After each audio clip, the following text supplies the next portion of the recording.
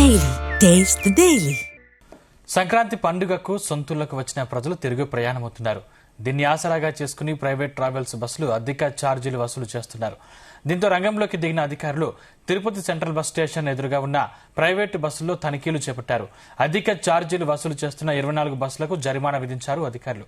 నిబంధనలకు విరుద్ధంగా వ్యవహరిస్తే చర్యలు తీసుకుంటామంటున్న ఆర్టీఓ మురళితో మా ప్రతినిధి నరేష్ ఫేస్ టు ఫేస్. తెలుగువారి అతిపెద్ద పండుగ సంక్రాంతికి తమ సొంత ఊర్లకు వచ్చినటువంటి ప్రజలంతా కూడా మళ్ళీ తన తిరుగు ప్రయాణానికైతే సిద్ధమవుతున్నారు. దీనికి సంబంధించి కూడా ఎక్కువగా ట్రాన్స్పోర్ట్స్ అంటే బస్సులను ఎక్కువగా ఉపయోగించుకుంటా ఉంటారు. ఈ యొక్క బస్సులు యజమానులు కూడా దీన్నే అదునుగా చూసుకొని వాటికి ఛార్జెస్ కూడా ఎక్కువగా పెంచడం అయితే జరిగింది. దీనికోసం ఈరోజు తిరుపతి స్థానిక ఆర్టీఓ గారు అయితే మాత్రం ఈ కొరడా అయితే గులిచ్చారు. దీనికి సంబంధించినటువంటి పూర్తి వివరాలు అడిగి తెలుసుకున్నాం. సార్ చెప్పండి, ఒక పండగ సీజన్ సంబంధించి బస్సులు యాజమానులు కూడా ఇదే అదునుగా చూసుకొని ఛార్జీలు పెంచడం జరుగుతుంది. దీనిపైన ఎటువంటి యాక్షన్లు అయితే తీసుకుంటా ఉన్నారు? అందరికి నమస్కారం. ప్రయాణికుల యొక్క అవసరాలని గుర్తెరిగి వారి నుంచి అధిక ఛార్జీలు వసూలు చేయాలనే ఒక సంకల్పం అయితే కూడా ఈ యొక్క దోపిడీ అనేది ఈ బస్సుల్లో గతంలో ఎన్నోసార్లు జరిగింది. అయితే ఈ సంవత్సరం ఆంధ్రప్రదేశ్ ప్రభుత్వం నిర్దేశించిన ఆర్టీజీఎస్ సిస్టమ్ ద్వారా చాలా వరకు నియంత్రణ కలిగింది.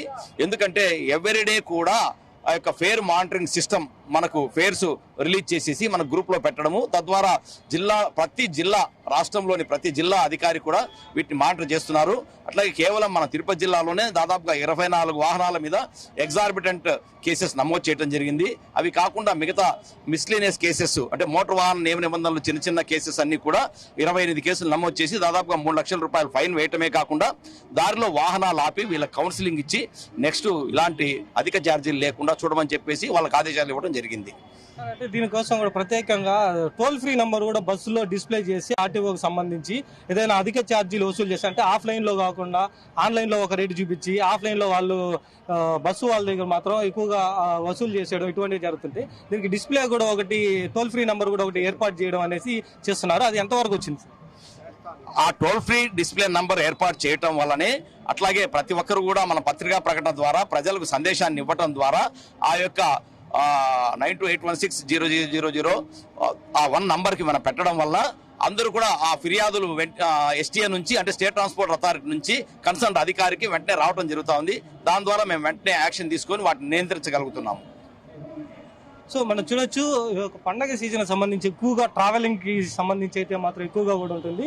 దీనికోసం ఈసారి ప్రత్యేకంగా కూడా ఒక టోల్ ఫ్రీ నంబర్ అయితే తీసుకురావడం కూడా జరిగింది. ఆ ఒక టోల్ ఫ్రీ నంబర్ ని బస్సు లోపల దాన్ని డిస్ప్లే అయితే చేస్తారో ఎవరికైనా అధిక ఛార్జెస్ అయితే ఎవరైతే వసూలు చేస్తారో వారిని కూడా దాన్ని తీసుకోవడానికి కోసం దాన్ని కంప్లైంట్ చేయడానికి అయితే మాత్రం ఆ ఒక డిస్ప్లే చేసేటువంటి ఒక కంప్లైంట్ నెంబర్ను కూడా ఇచ్చడం జరిగింది. ఇది ఒక ప్రతి ఒక్క ట్రావెల్స్ కి సంబంధించినటువంటి బస్సుల్లో మొత్తం అంతా కూడా ఒక టోల్ ఫ్రీ నెంబర్ని అయితే మాత్రం చేసుకోవడం కూడా జరుగుతూ ఉంటుంది. సో దీన్ని ప్రయాణికులు ఎక్కువగా మాత్రం దీన్ని సంబంధించి ప్రయాణికులు అయితే మాత్రం దీనిని ఉపయోగించుకోవాలనేసి అయితే మాత్రం ఆర్టీఓ కూడా చెప్తా ఉన్నారు. ఎక్కువగా పండగ సీజన్లకు సంబంధించి అయితే మాత్రం ఎక్కువ అధిక ఛార్జీలు అయితే మాత్రం దీనిపైన అయితే చూపించేటువంటి అవకాశాలు కూడా కనిపిస్తూ ఉంటాయి.